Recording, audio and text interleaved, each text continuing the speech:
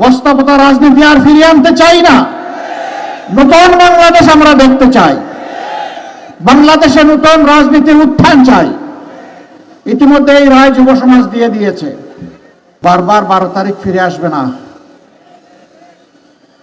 5 আগস্টের অসম্পূর্ণ কাজ সম্পন্ন করার দিন হচ্ছে আগামী 12 তারিখ।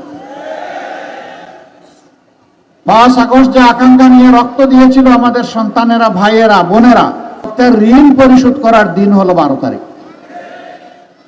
এই রক্তের সাথে যারা বেইমানি করবে, ইতিহাস তাদেরকে ক্ষমা করবে না।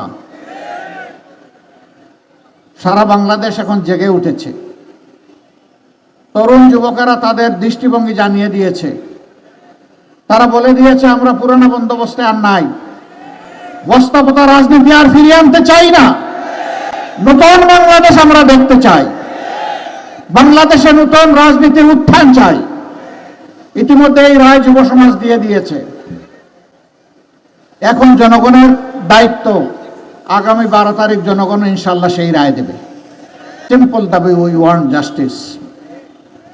আমরা শান্তিতে থাকতে চাই, আর তার জন্য সারা সমাজের সর্বত্র আমরা ন্যায় বিচার দেখতে চাই।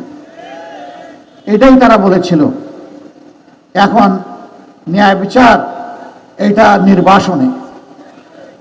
আপনারা দেখেছেন একটি দল, তারা মাঝে মধ্যে বলেন তারা ক্ষমতায় গেলে দুর্নীতির টুটি চেপে ধরবেন। ভালো কথা। Charity always starts from home. ভালো কাজ নিজের ঘর থেকে শুরু করা লাগে।